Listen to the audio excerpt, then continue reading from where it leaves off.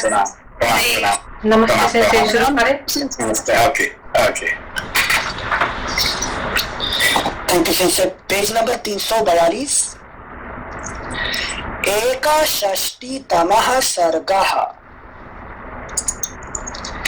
कौसल्या का विलाप पूर्वक राजा दशरथ को उपालंभ देना। प्रजाजनों को आनंद प्रदान करने वाले पुरुषों में श्रेष्ठ धर्मपरायण श्री राम के वन में चले जाने पर आर्त होकर रोती हुई कौसल्या ने अपने पति से इस प्रकार कहा।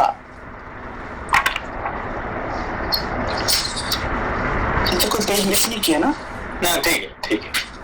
हाँ सर। श्लोक संख्या 2। महाराज, यद्यपि तीनों लोकों में आपका महान यश फैला हुआ है, सब लोग यही जानते हैं कि रघुकुल नरेश दशरथ बड़े दयालु, उदार और प्रिय वचन बोलने वाले हैं। नरेशों में श्रेष्ठ आर्यपुत्र, तथापि आपने इस बात का विचार नहीं किया कि सुख में पले हुए आपके वे दोनों पुत्र सीता के साथ वनवास का कष्ट कैसे सहन करेंगे। वह 16-18 वर्षों की सुकुमारी तरुणी मिथिलेश कुमारी सीता, जो सुख भोगने के योग्य है, वन में सर्दी गर्मी का दुख कैसे सहेगी। विशाल लोचना सीता सुंदर व्यंजनों से युक्त सुंदर स्वादिष्ट अन्न भोजन किया करती थी। अब वह जंगल की तिल्ली के चावल का सूखा भात कैसे खाएगी। Next page 343। जो मांगलिक वस्तुओं से संपन्न रहकर सदा गीत और वाद्य की मधुर ध्वनि सुना करती थी, वही जंगल में मांस भक्षी सिंहों का अशोभन अमंगलकारी शब्द कैसे सुन सकेगी।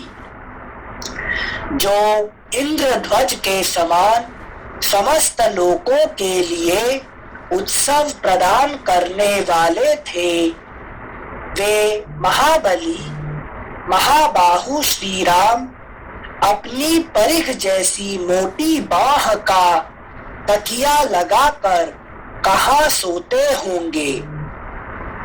जिसकी कांति कमल के समान है, जिसके ऊपर सुंदर केश शोभा पाते हैं, जिसकी प्रत्येक सांस से कमल की सी सुगंध निकलती है, तथा जिसमें विकसित कमल के सदृश सुंदर नेत्र सुशोभित होते हैं, श्री राम के उस मनोहर मुख को मैं कब देखूंगी।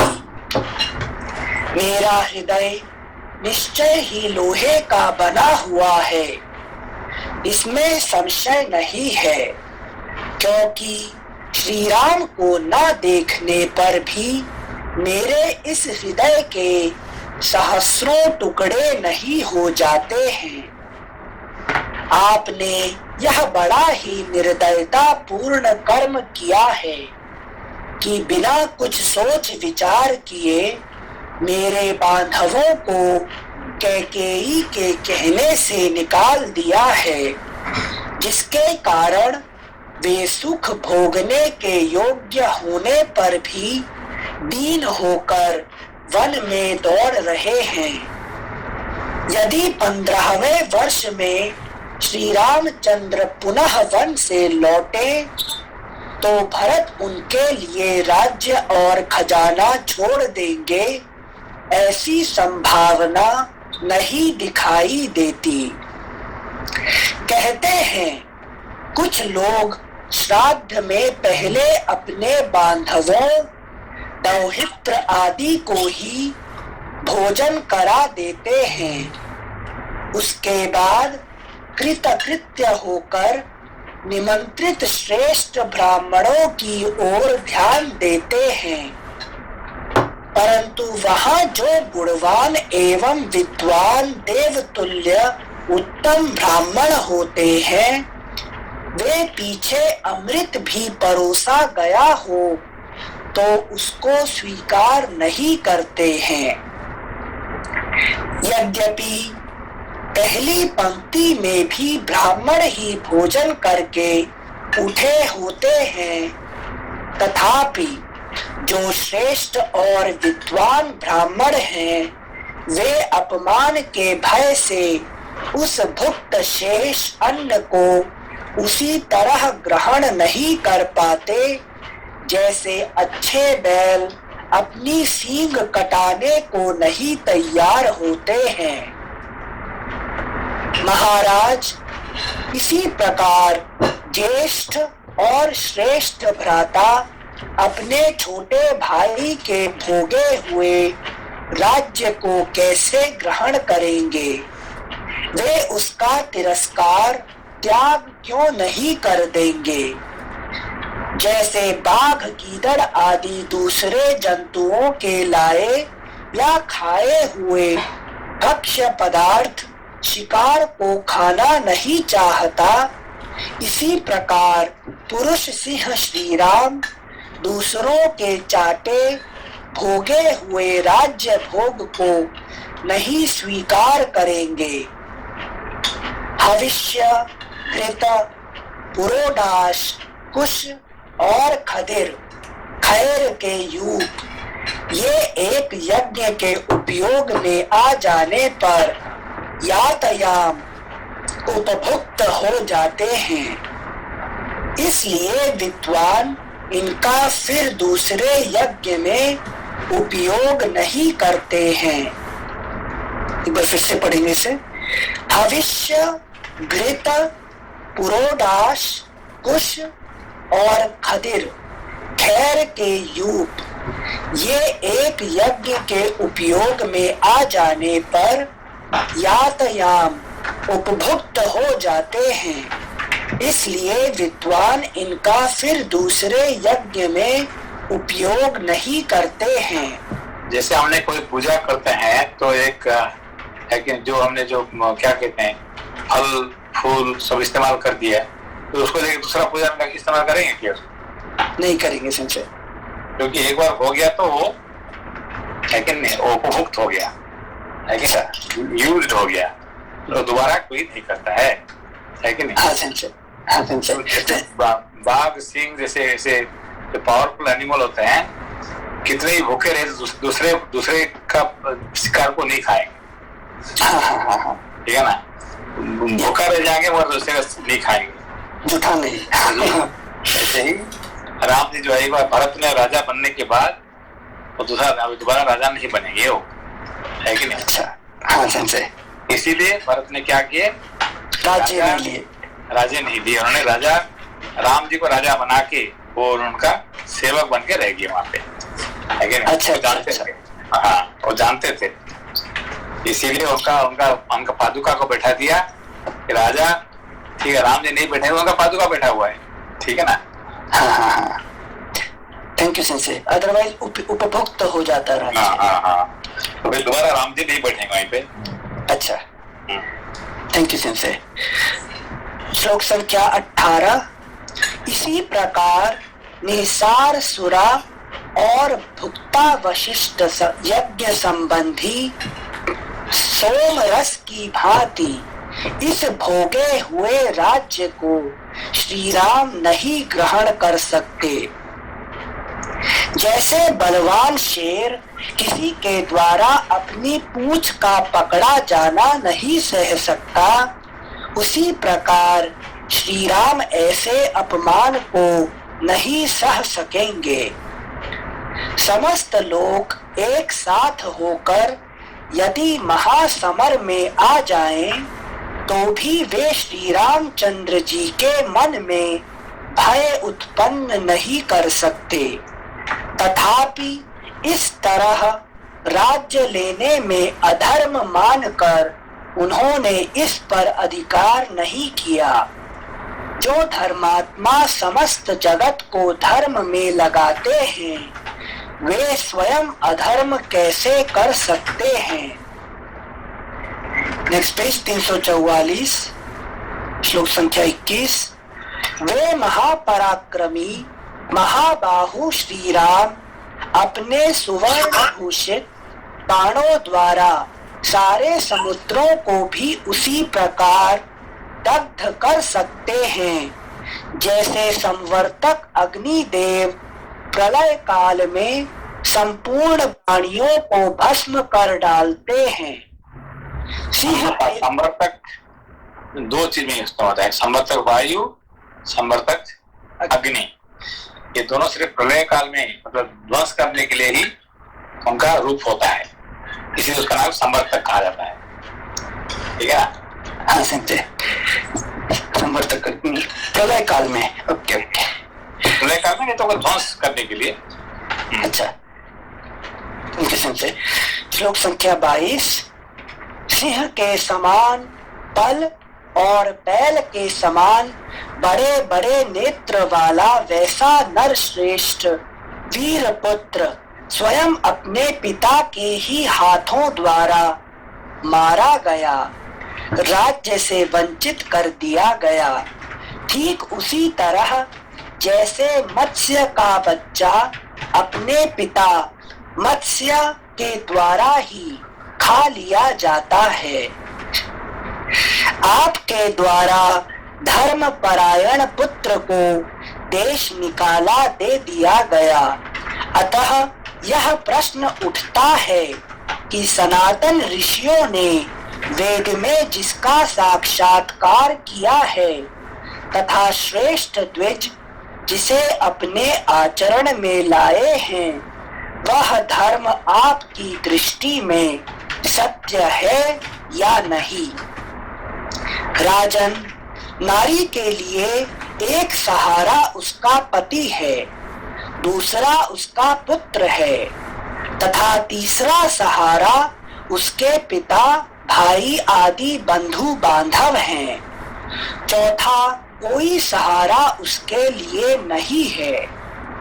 इन सहारों में से आप तो मेरे हैं ही नहीं, क्योंकि आप सौत के अधीन हैं। दूसरा सहारा श्री राम हैं जो वन में भेज दिए गए और बंधु बांधव भी दूर हैं, अतः तीसरा सहारा भी नहीं रहा। आपकी सेवा छोड़कर मैं श्री राम के पास वन में जाना नहीं चाहती हूँ, इसलिए सर्वथा आपके द्वारा मारी ही गई। और कौशल्या बड़ा कठोर हो गई यहाँ पे बहुत थैंक यू सेंसे। श्लोक संख्या 26। आपने श्री राम को वन में भेजकर इस राष्ट्र का तथा आसपास के अन्य राज्यों का भी नाश कर डाला। अनिल सर एक मिनट, सेंसे इसका मीनिंग ये हुआ कि मतलब कि चित्त जो हमेशा नरम पड़ता है वो बात नहीं है, चित्त जब उठता है तो पूरा उठ सकता है, ये अर्थ है क्या इधर? चित्त जब जागृत होता है तब जाके अहंकार का खत्म होता है। ठीक है ना? तभी ये आखिरी समय आ गया कि चित्त का जागरण होने से अहंकार का नाश होता है। ठीक है, thank you. Thank you sir.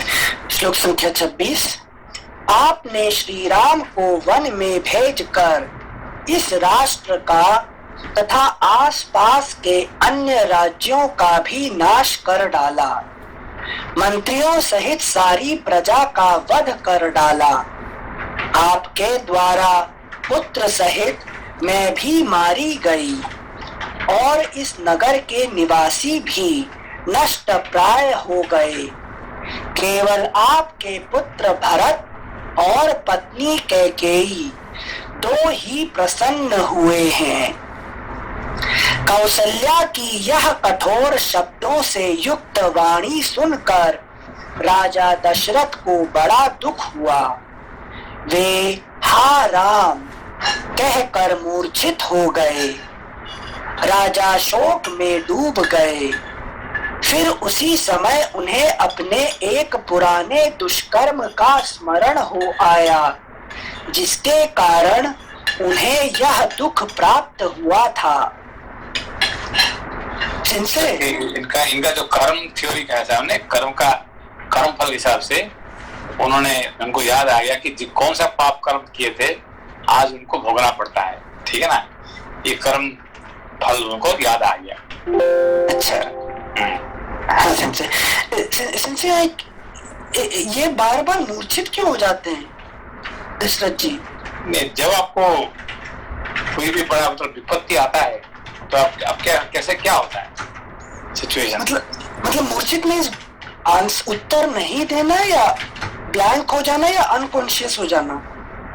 नहीं, दोनों, ब्लैंक भी और नॉन कॉन्शियस भी दोनों हो जाते हैं। ब्लैंक इसलिए कि कहने के लिए कुछ नहीं है, उत्तर नहीं है, और अनकॉन्शियस इसलिए होता है कि उनको है कि नहीं, कभी कभी जब कोई बड़ा चिंता आता है तो फिर मनुष्य अनकॉन्शियस हो जाता है। अच्छा, ओके, थैंक यू संजय। और संजय, उनको कर्म थ्योरी याद आ गया, वो वही शब्द भेदी बाण वाला है क्या? श्रवण, हाँ, श्रवण कुमार की बात अभी आखिरी में उनको याद आ गया कि उन्होंने जो किए थे, लेकिन इनका आखिरी में पश्चाताप वो कर रहे हैं अभी। अच्छी है, हाँ संजय, थैंक यू संजय।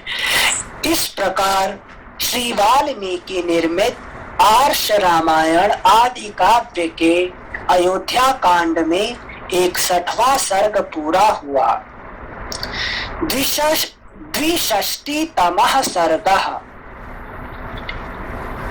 दुखी हुए राजा दशरथ का कौसल्या को हाथ जोड़कर मनाना और कौसल्या का उनके चरणों में पड़कर क्षमा मांगना। शोकमग्न हो कुपित हुई श्री राम माता कौसल्या ने जब राजा दशरथ को इस प्रकार कठोर वचन सुनाया, तब वे दुखित होकर बड़ी चिंता में पड़ गए। चिंतित होने के कारण राजा की सारी इंद्रियां मोह से आच्छन्न हो गईं। तदनंतर दीर्घ काल के पश्चात शत्रुओं को संताप देने वाले राजा दशरथ को चेत हुआ। होश में आने पर उन्होंने गरम गरम लंबी सांस ली और कौसल्या को बगल में बैठी हुई देख वे फिर चिंता में पड़ गए। चिंता में पड़े पड़े ही उन्हें अपने एक दुष्कर्म का स्मरण हो आया, जो इन शब्द वेधी बाण चलाने वाले नरेश के द्वारा पहले अनजान में बन गया था। अगला पृष्ठ 345। उस शोक से तथा श्री राम के शोक से भी राजा के मन में बड़ी वेदना हुई। उन दोनों ही शोकों से महाराज संतप्त होने लगे। उन दोनों शोकों से दग्ध होते हुए दुखी राजा दशरथ नीचे मुंह किए थर थर कांपने लगे और कौसल्या को मनाने के लिए हाथ जोड़कर बोले, कौसल्ये, मैं तुमसे निहोरा करता हूँ, तुम प्रसन्न हो जाओ। देखो, मैंने ये दोनों हाथ जोड़ लिए हैं। तुम तो दूसरों पर भी सदा वात्सल्य और दया दिखाने वाली हो, फिर मेरे प्रति क्यों कठोर हो गई? देवी, पति गुणवान हो या गुणहीन, धर्म का विचार करने वाली सती नारियों के लिए वह प्रत्यक्ष देवता है। तुम तो सदा धर्म में तत्पर रहने वाली और लोक में भले बुरे की समझने वाली हो। यद्यपि तुम भी दुखित हो, तथापि मैं भी महान दुख में पड़ा हुआ हूँ। अतः तुम्हें मुझसे कठोर वचन नहीं कहना चाहिए। दुखी हुए राजा दशरथ के मुख से कहे गए उस करुणाजनक वचन को सुनकर कौसल्या अपने नेत्रों से आंसू बहाने लगी, मानो छत की नाली से नूतन वर्षा का जल गिर रहा हो।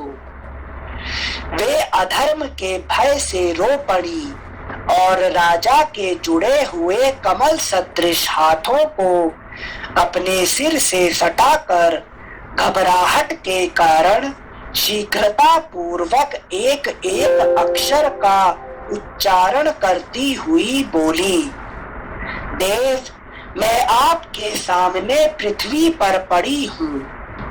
आपके चरणों में मस्तक रखकर याचना करती हूँ। आप प्रसन्न हो।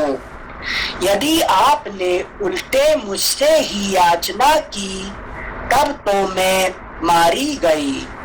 मुझसे अपराध हुआ हो तो भी मैं आपसे क्षमा पाने के योग्य हूँ, प्रहार पाने के नहीं। पति अपनी स्त्री के लिए इहलोक और परलोक में भी स्पृहणीय है। इस जगत में जो स्त्री अपने बुद्धिमान पति के द्वारा मनाई जाती है वह कुल स्त्री कहलाने के योग्य नहीं है।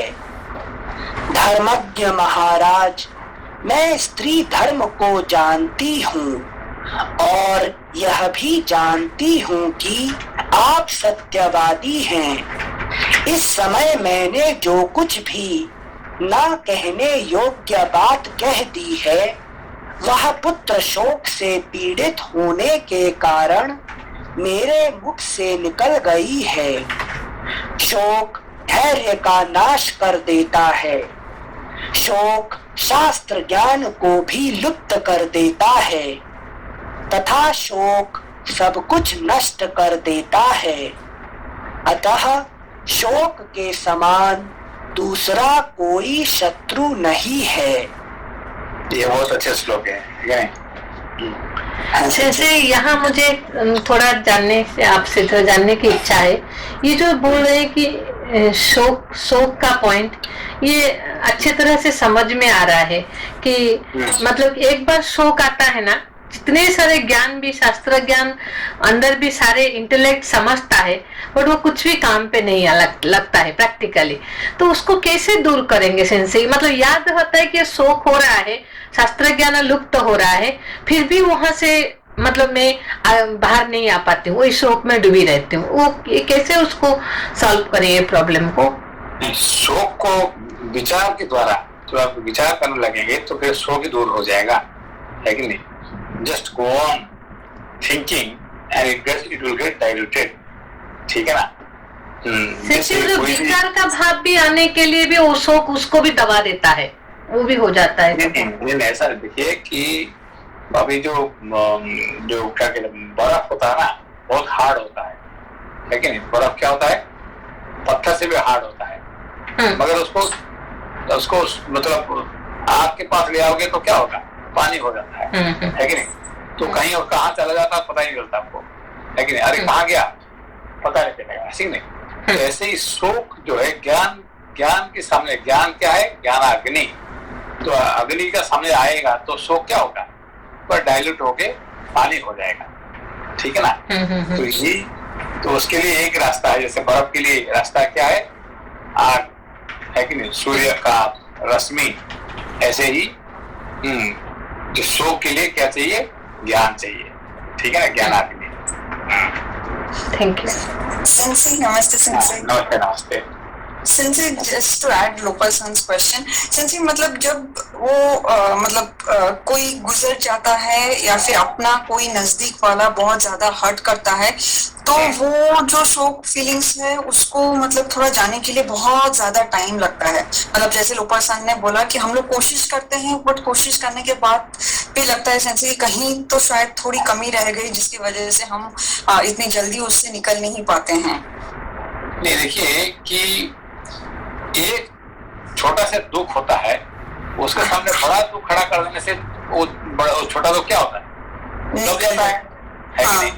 अभी you have got a headache, अभी किसी का हेडेक हो रहा है, बुखार है, हेडेक है, तो आपको पता चला कि आपका कोई बड़े इंपॉर्टेंट आदमी कोई मर गया है, तो आपका हेडेक क्या होता है उसका, है कि निकल जाएगा।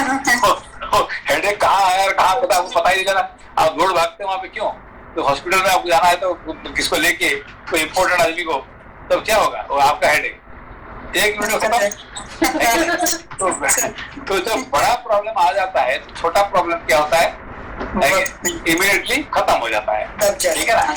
तो इस तरह से अभी आपको कोई मर गया, अभी जैसे कि देखिए ये धृतराष्ट्र जी रो रहे थे, किस लिए रो रहे थे कि मेरा जो है ये युधिष्ठिर रो रहे थे, क्यों? कि धृतराष्ट्र जी मर गए, किसी ने कहा, उनको सुनाया कि ये धृतराष्ट्र जी मर गए जंगल में, है कि नहीं? विदुर जी भी चले गए, तो रो रो के, है कि नहीं, और दुख। तब नारद जी आके कहते हैं कि भाई अभी तुम्हारा टाइम आ गया, तुम जाओ अभी, है कि नहीं? तुम किसके लिए रो रहे अभी, तुम्हारा टाइम आ गया, तुम अभी यहाँ से भागो, अपना, है कि नहीं, पोते को दे दो राज्य, तो देके तुम, अब तुम्हारा टाइम आ गया। तब फिर उनका रोना 1 मिनट बंद हो गया, अपना टाइम आ गया अभी, है कि नहीं? अभी समझ रहे हैं। Thank you sir. है कि नहीं? ठीक है, थैंक्स अ लॉट सर। श्लोक संख्या 15। शोक धैर्य का नाश कर देता है, शोक शास्त्र ज्ञान को भी लुप्त कर देता है, तथा शोक सब कुछ नष्ट कर देता है। अतः शोक के समान दूसरा कोई शत्रु नहीं है। सिंसे यहाँ जो षड रिपु आते हैं उसमें शोक किस चीज को रिप्रेजेंट करता है? काम, क्रोध, लोभ, मोह, मद, मात्सर्य में सभी ही शोक का कारण करते हैं, क्योंकि जिसमें आपका मन दुख हो जाता है, मन काम नहीं करता है, ठीक है ना, विवेक जहाँ पे दब जाता है उसको कहते हैं शोक। शोक मतलब कब दब जाओगे, विवेक काम नहीं करता है, ठीक है ना, तो आपका मन में खुशियां उड़ जाता है, विवेक काम नहीं करता है, तब उसको कहते हैं शोक, ठीक है ना? अच्छा, मतलब किसी भी 6 शत्रु में से कोई भी ला सकता है, वो कोई भी उसका कारण बन सकता है, ठीक है ना? Thank you sir. नमस्कार सर। यही रूल काम आता है सर। क्रोध के अंदर भी ये क्या है कि शोक और धैर्य का नाश हो जाता है और शास्त्र ज्ञान का विलुप्त, शास्त्र ज्ञान ये तो 6 होता है ना, काम, क्रोध, लोभ, मोह, मद, मात्सर्य, ये 6 जो है शोक का कारण बन सकते हैं, ठीक है ना? शोक मतलब आपको, है कि नहीं, मन का जो वेदना बढ़ा देता है और आपको खुशियां खत्म हो जाता है कि नहीं? तो फिर क्या है कि उसको कहते हैं शोक कहते हैं, ठीक है ना? तो 6 का कोई भी कारण बन सकता है। अगर जब क्रोध ज्यादा आता है तब भी ये चीजें होती है सर। हाँ, जब क्रोध ज्यादा हो जाएगा तो भी आपको मन में, है कि नहीं, तो उस समय नहीं होगा, बाद में शोक से वो क्या होगा, बहुत ढक जाता है अपना जो विवेक, आपका बुद्धि, आपका चित्त सब ढक जाता है, ठीक है ना? Thank you sincere, thank you भैया। श्लोक संख्या 16। शत्रु के हाथ से अपने ऊपर पड़ा हुआ शस्त्रों का प्रहार सह लिया जा सकता है, परंतु दैववश प्राप्त हुआ थोड़ा सा भी शोक नहीं सहा जा सकता। श्री राम को वन में गए आज 5 रातें बीत गईं, मैं यही गिनती रहती हूँ, शोक ने मेरे हर्ष को नष्ट कर दिया है। अतः ये 5 रात मेरे लिए 5 वर्षों के समान प्रतीत हुई हैं। श्री राम का ही चिंतन करने के कारण मेरे हृदय का यह शोक बढ़ता जा रहा है। जैसे नदियों के वेग से समुद्र का जल बहुत बढ़ जाता है। कौसल्या इस प्रकार शुभ वचन कह ही रही थीं कि सूर्य की किरणें मंद पड़ गईं और रात्रि काल आ पहुंचा। देवी कौसल्या की इन बातों से राजा को बड़ी प्रसन्नता हुई। साथ ही वे श्री राम के शोक से भी पीड़ित थे। इस हर्ष और शोक की अवस्था में उन्हें नींद आ गई।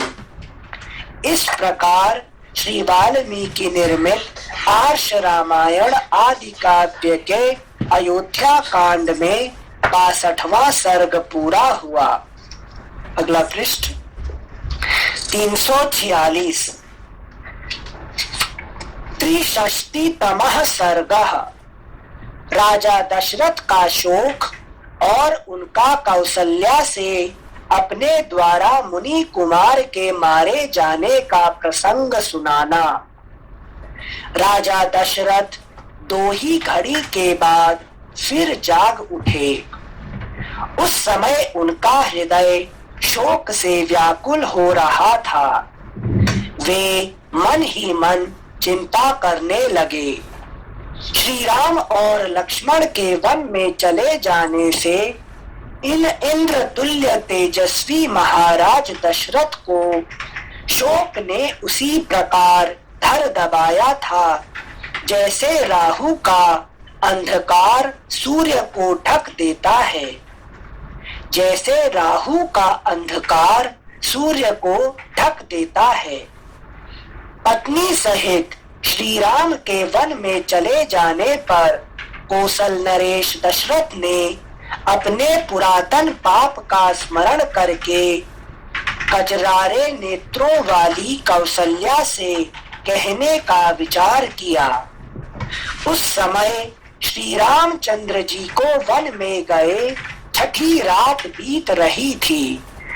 जब आधी रात हुई तब राजा दशरथ को उस पहले के किए हुए दुष्कर्म का स्मरण हुआ। पुत्र शोक से पीड़ित हुए महाराज ने अपने उस दुष्कर्म को याद करके पुत्र शोक से व्याकुल हुई कौसल्या से इस प्रकार कहना आरंभ किया। कल्याणी, मनुष्य शुभ या अशुभ जो भी कर्म करता है, भद्रे अपने उसी कर्म के फल स्वरूप सुख या दुख कर्ता को प्राप्त होते हैं। जो कर्मों का आरंभ करते समय उनके फलों की गुरुता या लघुता को नहीं जानता, उनसे होने वाले लाभ रूपी गुण अथवा हानि रूपी दोष को नहीं समझता, वह मनुष्य बालक मूर्ख कहा जाता है। कोई मनुष्य पलाश का सुंदर फूल देखकर मन ही मन यह अनुमान करके कि इसका फल और भी मनोहर तथा सुस्वादु होगा। इसमें श्लोक संख्या 7 से ये वाला 8। अच्छा, सिंसे पलाश का फूल बड़ा सुंदर होता है। तो फूल सुंदर है, उससे ऐसा सोच लेना कि उसका फल भी बड़ा मीठा होगा। क्योंकि जब आप पलाश का फूल जो है देखने में बड़ा सुंदर होता है, ठीक है ना। तो जिसका जो फूल इतना सुंदर होता है, हम क्या सोचते हैं उसका फल कितना अच्छा रहेगा। ऐसा नहीं है, फूल सुंदर होने से फल सुंदर नहीं होता, अच्छा नहीं होता है। उल्टा, इसका फूल सुंदर नहीं होता, उसका फल अच्छा होता है कि नहीं। चखाए सेंसे जीवन में नहीं, जैसे गुलाब होता है, गुलाब सुंदर फूल होता है मगर उसका फल ये नहीं होता है, ठीक है ना। सुंदर फूल में अच्छे फल नहीं होता है, ठीक है ना। हाँ जैसे ये हर चीज के लिए एप्लीकेबल है, मतलब कि हाँ, जो देखने में बाहर से आपको सुंदर लगेगा है कि नहीं, तो इतने है कि नहीं मधुर फल नहीं देता है कि नहीं, यही बात है। Thank you sensor.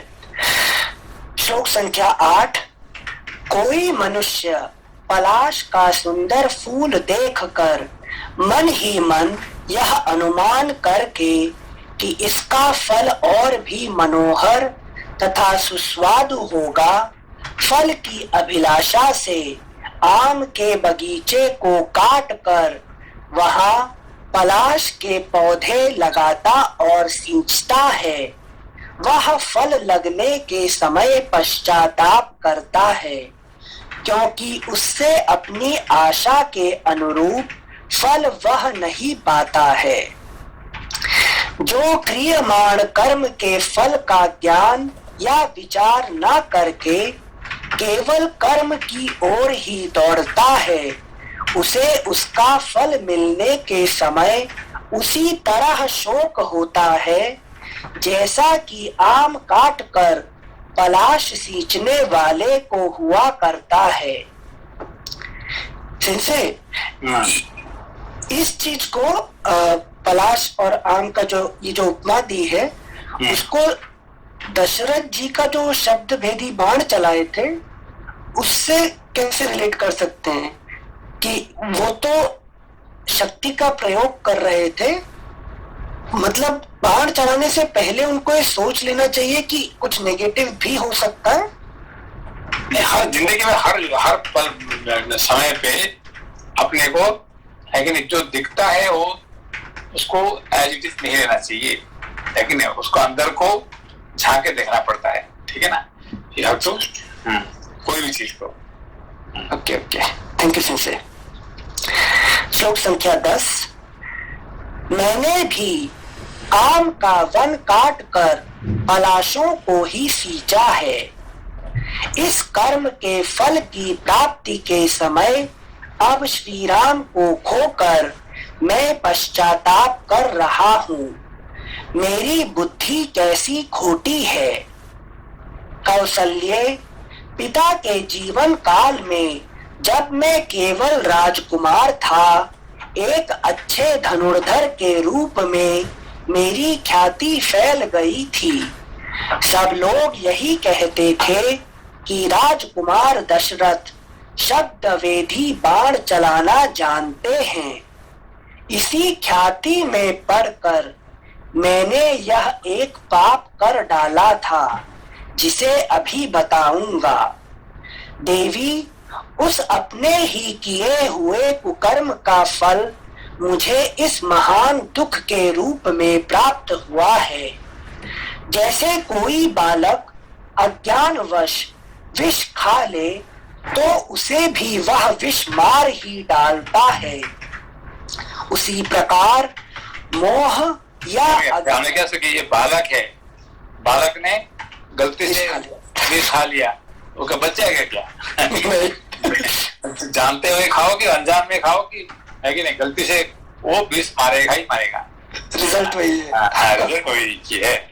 लेकिन आग से आपने हाथ डाल दिया, बच्चा है इसीलिए आग छोड़ देगा क्या उसको? छोड़ेगा हमको, है कि नहीं। Thank you sensor. श्लोक संख्या 12। देवी, उस अपने ही किए हुए कुकर्म का फल मुझे इस महान दुख के रूप में प्राप्त हुआ है। जैसे कोई बालक अज्ञानवश विष खा ले तो उसे भी वह विष मार ही डालता है, उसी प्रकार मोह या अज्ञानवश किए हुए दुष्कर्म का फल भी यहाँ मुझे भोगना पड़ रहा है। जैसे दूसरा कोई गंवार मनुष्य पलाश के फूलों पर ही मोहित हो, उसके कड़वे फल को नहीं जानता, उसी प्रकार मैं भी शब्द वेधी बाण विद्या की प्रशंसा सुनकर उस पर लट्टू हो गया।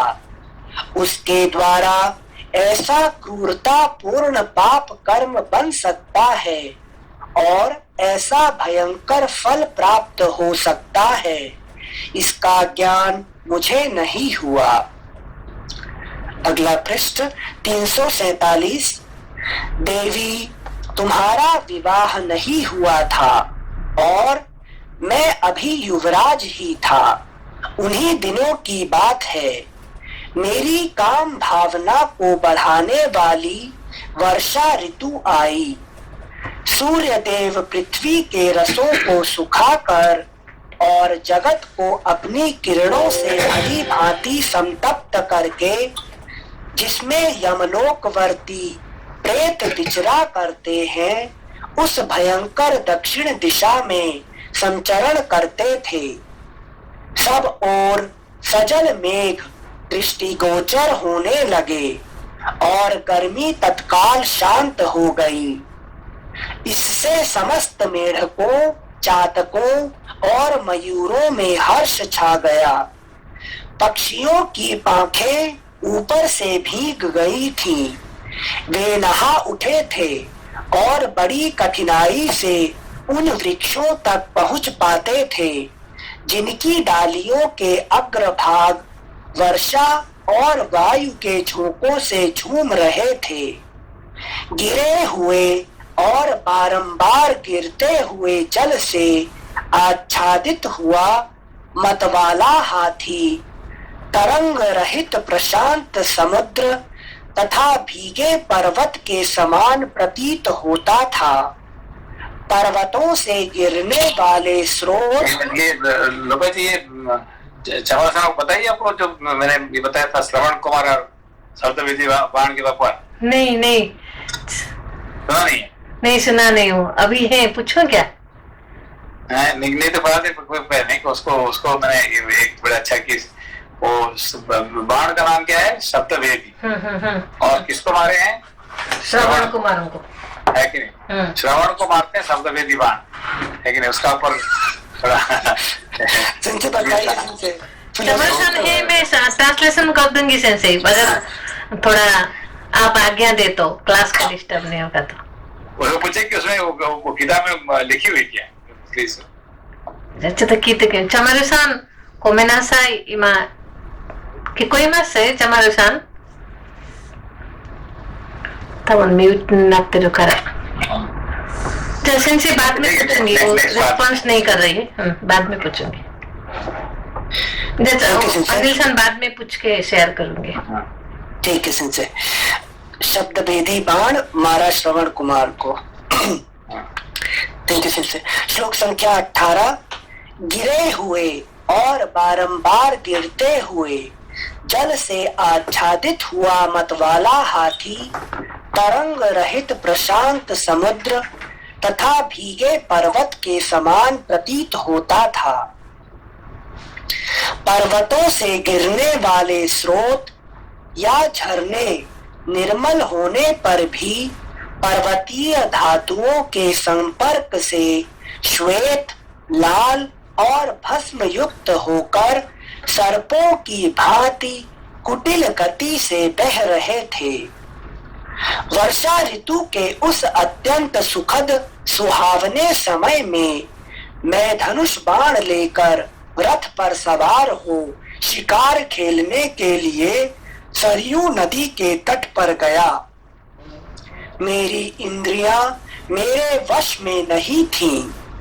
मैंने सोचा था कि पानी पीने के घाट पर रात के समय जब कोई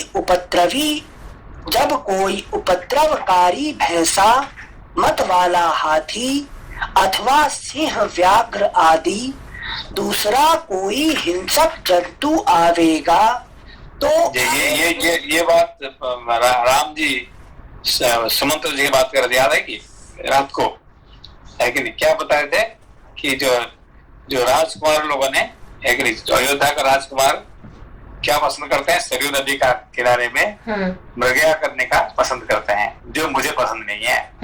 याद है? याद है आपको? हाँ सेंसे शायद उसी टाइम आप बताए थे, इसलिए पसंद नहीं है क्योंकि मेरे कुल में किसी ने शब्दभेदी बाण के मार के नुकसान पहुंचाया था। उसी टाइम आप एग्जाम्पल बताए थे। मतलब राम जी को इसलिए पसंद नहीं था क्योंकि ये इवेंट हुआ था वहां पर। नहीं, ये जो है शब्दभेदी जो बाण होता है और जो मृगया होता है कि नहीं, ये जो चीज जो है ये क्षतिकारक होता है कि नहीं, it's not a good things, है कि नहीं, जो राम जी जानते हैं विवेक होने के कारण से।ごめんなさい、私は呼びました。ごめんなさい。シャブダベーディバーナがダサダッタがスラバナクマーに刺さったじゃないですか。それについて先生から何か教えたことあったので、もしよろしければ教えていただけますか？はい、あれかな、風本の編集の時かもしれません。で、どこ、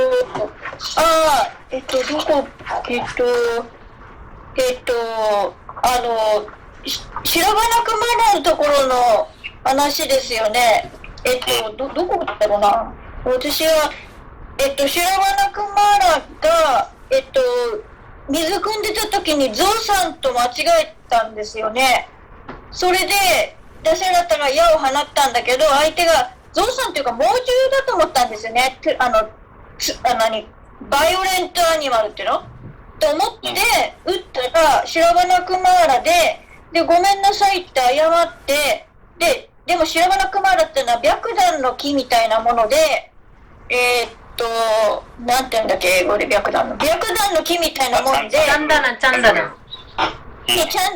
たいな木のようで、チャンダナの木は切られてもその体からすごいいい匂いがするように、白花クマーラっていうのは自分の体が死にかけてても自分の体を殺した相手を責めることなくて、逆に素晴らしいことを言ったと。聖女の子供だから。で、私目が見えないお父さんお母さんのために水を汲んでたんだけれども、二人とも年取ってるから二人と私と森で修行していますって。でも私がこの水届けなかったら両親は亡くなってしまいます。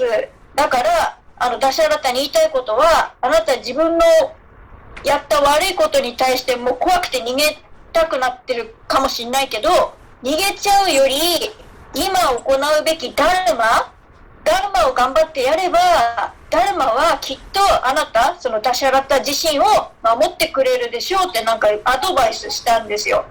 それでもしそれ分かってくれたら、水届けてくれたら、その水をあげたらそれがダルマになるから、結局あなた自身も助けてくれるよってアドバイスして亡くなったんですね。それで亡くなったっていうか、倒れてる状態で、それでダシャラタがそれ聞いたから、水をそのご両親、目の見えないところのご両親にこう持ってたら、やっぱり両親目が見えないから分かんないわけじゃない。だけどお父さんの方が気づいて、足の音でこれ息子じゃないって分かったんですよ。子供じゃない、うちの子供じゃないって思った。でその時ダシャラタ自身はすごいシャブダベイリバーなんです。ものすごいハンカールあったから、エゴ、私だって見なくても矢が撃てるんだからってすごい自慢してた、思ってた。ちょっと待ってね。ちょっとここまでちょっと言います先生。で、because see, Anilji, yes sensei. This is a very important point. Is that Dasharatha was proud of what? Shabdabedi. At that time, I can hit somebody only by hearing the sound. That is called Shabdabedi Brahmana. Okay. But what happened? He is going to the parents of Shravan Kumar. Okay. And they could know it is not a son has come, it is somebody else has come. Only by hearing the sound. Okay. Now you understood that I was proud that I can hear the sound and I can guess. But this fellow guessed me. Who was guessing the animal? This fellow can guess me. समझ बात कोई बात को? Yes sir, that's why हमारा भी बात है लेकिन very surprise, oh my god, that's Shravan Kumar, that's a very beautiful topic, the Shravan Kumar and Dasara Sabdavedi Bana. So how it is they are going together is very beautiful topic. Okay, because he is killing who? Dasara is killing to Shravan Kumar. Okay, but instead of giving curse, he is giving him advice. Okay, if you do these things, you will not into trouble. So do this one, otherwise you will be in trouble. Why? Because the chandan, if you cut the chandan tree, the axe will get the beautiful smell. Understand point here? अरे वाह, yes sir. So he is killing, he is dying. He will die within few minutes, but without instead of giving curse, he is giving him the knowledge, advice. You do these things so that you will escape. Otherwise, you will be finished. So if you don't go to my father and mother with the water, you will be cursed, and your kingdom will be destroyed, and you will be also killed. So go quickly. So this is a beautiful topic, a very beautiful topic. So I was giving the example that Sabdavedi Vana and Shravana Kumara and the parents, the blind people can sense the sound much more than the Sabdavedi Vana what Dasharatha was sound. Thank you, Sensei. Thank you, Sensei. And also, Sensei, one more thing, Chamaru-san just added. Then she was saying that when Dasharatha killed, like pierced Sabdavedi Vana, that time he is teaching, Shravana Kumar is teaching him that this is, you have the chance now, you can run away from this place or you can protect your dharma here. That is the only chance you have now. So if you run away from this place, you have the chance, because I am anyway going to die, so you can run away. But rather than nobody will know. Nobody will know. If you run away, nobody will know. You can run away, but dharma will not leave you. So by advice, so here he is advising him, and that's why he is compared as a chandana tree. The way chandana tree, more you cut, it spreads the fragrance. Similarly, the Shravana Kumar, even he is in deathbed, but like going to die, but still he is spreading his fragrance in the form of wisdom that Chamaru-san told. And this is a big long topic we had discussion. So thank you. Arigatou gozaimashita, Chamaru-san. Thank you, Chamaru-san and Sensei. Thank you. Okay. Thank you, Sensei. श्लोक संख्या 21. श्लोक संख्या 21. मेरी इंद्रियां मेरे वश में नहीं थी. मैंने सोचा था कि पानी पीने के घाट पर रात के समय जब कोई उपद्रवकारी भैंसा, मतवाला हाथी अथवा सिंह, व्याघ्र आदि दूसरा कोई हिंसक जंतु आवेगा तो उसे मारूंगा. उस समय वहां सब ओर अंधकार छा रहा था. मुझे अकस्मात पानी में घड़ा भरने की आवाज सुनाई पड़ी. मेरी दृष्टि तो वहां तक पहुंचती नहीं थी, किंतु वह आवाज मुझे हाथी के पानी पीते समय होने वाले शब्द के समान जान पड़ी. तब मैंने यह समझकर कि हाथी ही अपनी सूंड में पानी खींच रहा होगा, अतः वही मेरे बाण का निशाना बनेगा, तरकस से एक तीर निकाला और उस शब्द को लक्ष्य करके चला दिया. वह दीप्तिमान बाण विषधर सर्प के समान भयंकर था. वह उषः काल की वेला थी. विषैले सर्प के सदृश उस तीखे बाण को मैंने ज्यों ही छोड़ा त्यों ही वहां पानी में गिरते हुए किसी वनवासी का हाहाकार मुझे स्पष्ट रूप से सुनाई दिया. मेरे बाण से उसके मर्म में बड़ी पीड़ा हो रही थी. उस पुरुष के धराशायी हो जाने पर वहां यह मानव वाणी प्रकट हुई. सुनाई देने लगी। आह, मेरे जैसे तपस्वी पर शस्त्र का प्रहार कैसे संभव हुआ। मैं तो नदी के इस एकांत तट पर रात में पानी लेने के लिए आया था। किसने मुझे बाण मारा है? मैंने किसका क्या बिगाड़ा था? मैं तो सभी जीवों को पीड़ा देने की वृत्ति का त्याग करके ऋषि जीवन बिताता था। वन में रहकर जंगली फल मूलों से ही जीविका चलाता था। मुझ जैसे निरपराध मनुष्य का शस्त्र से वध क्यों किया जा रहा है? मैं वल्कल और मृग चर्म पहनने वाला जटाधारी तपस्वी हूँ। मेरा वध करने में किसने अपना क्या लाभ सोचा होगा? मैंने मारने वाले का क्या अपराध किया था? मेरी हत्या का प्रयत्न व्यर्थ ही किया गया। इससे किसी को कुछ लाभ नहीं होगा, केवल अनर्थ ही हाथ लगेगा। अगला पृष्ठ 348। इस हत्यारे को संसार में कहीं भी कोई उसी तरह अच्छा नहीं समझेगा जैसे गुरु पत्नी गामी को। मुझे अपने इस जीवन के नष्ट होने की उतनी चिंता नहीं है। मेरे मारे जाने से मेरे माता पिता को जो कष्ट होगा उसी के लिए मुझे बारंबार शोक हो रहा है। मैंने इन दोनों वृद्धों का बहुत समय से पालन पोषण किया है। अब मेरे शरीर के न रहने पर ये किस प्रकार जीवन निर्वाह करेंगे?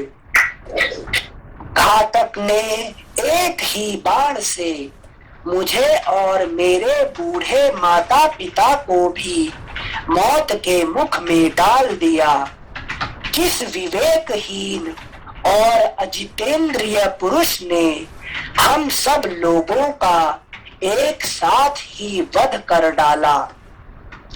ये करुणा भरे वचन सुनकर मेरे मन में बड़ी व्यथा हुई। कहाँ तो मैं धर्म की अभिलाषा रखने वाला था और कहाँ यह अधर्म का कार्य बन गया। उस समय मेरे हाथों से धनुष और बाण छूटकर पृथ्वी पर गिर पड़े। रात में विलाप करते हुए ऋषि का वह करुण वचन सुनकर मैं शोक के वेग से घबरा उठा। मेरी चेतना अत्यंत विलुप्त सी होने लगी। मेरे हृदय में दीनता छा गई। मन बहुत दुखी हो गया। सरयू के किनारे उस स्थान पर जाकर मैंने देखा एक तपस्वी बाण से घायल होकर पड़े हैं। उनकी जटाएं बिखरी हुई हैं। घड़े का जल गिर गया है तथा सारा शरीर धूल और खून में सना हुआ है। वे बाण से बिंधे हुए पड़े थे। उनकी अवस्था देखकर मैं डर गया। मेरा चित्त ठिकाने नहीं था। उन्होंने दोनों नेत्रों से मेरी ओर इस प्रकार देखा मानो अपने तेज से मुझे भस्म कर देना चाहते हूँ। वे कठोर वाणी में यूं बोले, राजन, वन में रहते हुए मैंने तुम्हारा कौन सा अपराध किया था जिससे तुमने मुझे बाण मारा? मैं तो माता पिता के लिए पानी लेने की इच्छा से यहाँ आया था। तुमने एक ही बाण से मेरा मर्म विदीर्ण करके मेरे दोनों अंधे और बूढ़े माता पिता को भी मार डाला। वे दोनों बहुत दुबले और अंधे हैं। निश्चय ही प्यास से पीड़ित होकर वे मेरी प्रतीक्षा में बैठे होंगे। वे देर तक मेरे आगमन की आशा लगाए दुखदायिनी प्यास लिए बाट जोहते रहेंगे। अवश्य ही मेरी तपस्या अथवा शास्त्र ज्ञान का कोई फल यहाँ प्रकट नहीं हो रहा है, क्योंकि पिताजी को यह नहीं मालूम है कि मैं पृथ्वी पर गिरकर मृत्यु शैया पर पड़ा हुआ हूँ। यदि जान भी ले तो क्या कर सकते हैं, क्योंकि असमर्थ हैं और चल फिर भी नहीं सकते हैं। जैसे वायु आदि के द्वारा तोड़े जाते हुए वृक्ष को कोई दूसरा वृक्ष नहीं बचा सकता, उसी प्रकार मेरे पिता भी मेरी रक्षा नहीं कर सकते। अतः रघुकुल नरेश, अब तुम ही जाकर शीघ्र ही मेरे पिता को यह समाचार सुना दो। यदि स्वयं कह दोगे तो जैसे प्रज्वलित अग्नि समूचे वन को जला डालती है, उस प्रकार वे क्रोध में भरकर तुमको भस्म नहीं करेंगे। राजन, यह पगडंडी उधर ही गई है जहाँ मेरे पिता का आश्रम है। तुम जाकर उन्हें प्रसन्न करो, जिससे वे कुपित होकर तुम्हें शाप ना दे। शाप ना दे मतलब उसने है कि नहीं, भाई गलती किया तो शाप दे दे, ये नहीं कह रहे हैं, लेकिन ये यही चंदन जैसे बात है कि नहीं। Thank you sense. राजन, मेरे शरीर से इस बाण को निकाल दो।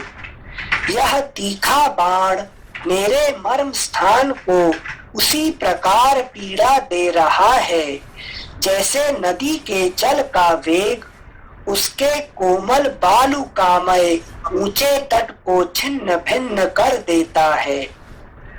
अगला पृष्ठ 349। मुनि कुमार की यह बात सुनकर मेरे मन में यह चिंता समाई कि यदि बाण नहीं निकालता हूँ तो इन्हें क्लेश होता है, और निकाल देता हूँ तो ये अभी प्राणों से भी हाथ धो बैठते हैं। इस प्रकार बाण को निकालने के विषय में मुझ दीन दुखी और शोकाकुल दशरथ की इस चिंता को उस समय मुनि कुमार ने लक्ष्य किया। यथार्थ बात को समझ लेने वाले उन महर्षि ने मुझे अत्यंत ग्लानि में पड़ा हुआ देख बड़े कष्ट से कहा, राजन, मुझे बड़ा कष्ट हो रहा है। मेरी आंखें चढ़ गई हैं, अंग अंग में तड़पन हो रही है। मुझसे कोई चेष्टा नहीं बन पाती। अब मैं मृत्यु के समीप पहुंच गया हूँ, फिर भी धैर्य के द्वारा शोक को रोक कर अपने चित्त को स्थिर करता हूँ। अब मेरी बात सुनो। मुझसे ब्रह्म हत्या हो गई, इस चिंता को अपने हृदय से निकाल दो। राजन, मैं ब्राह्मण नहीं हूँ, इसलिए तुम्हारे मन में ब्राह्मण वध को लेकर कोई व्यथा नहीं होनी चाहिए। नरश्रेष्ठ, मैं वैश्य पिता द्वारा शूद्र जातीय माता के गर्भ से उत्पन्न हुआ हूँ। बाण से मर्म में आघात पहुँचने के कारण वे बड़े कष्ट से इतना ही कह सके। उनकी आंखें घूम रही थीं, उनसे कोई चेष्टा नहीं बनती थी। वे पृथ्वी पर पड़े पड़े छटपटा रहे थे और अत्यंत कष्ट का अनुभव करते थे। उस अवस्था में मैंने उनके शरीर से उस बाण को निकाल दिया। फिर तो अत्यंत भयभीत हो उन तपोधन ने मेरी ओर देखकर अपने प्राण त्याग दिए। पानी में गिरने के कारण उनका सारा शरीर भीग गया था। मर्म में आघात लगने के कारण बड़े कष्ट से विलाप करके और बारंबार उच्छ्वास लेकर उन्होंने प्राणों का त्याग किया था। कल्याणी कौसल्य उस अवस्था में सरयू के तट पर मरे पड़े मुनि पुत्र को देखकर मुझे बड़ा दुख हुआ। इस प्रकार श्री वाल्मीकि निर्मित आर्ष रामायण आदि काव्य के अयोध्या कांड में 63वां सर्ग पूरा हुआ। ये जो श्रवण कुमार का कहानी रामायण का एक बहुत बड़ा है कि नहीं चैप्टर है, बहुत क्या मोड़ करने वाली चैप्टर में, ठीक है ना? हाँ से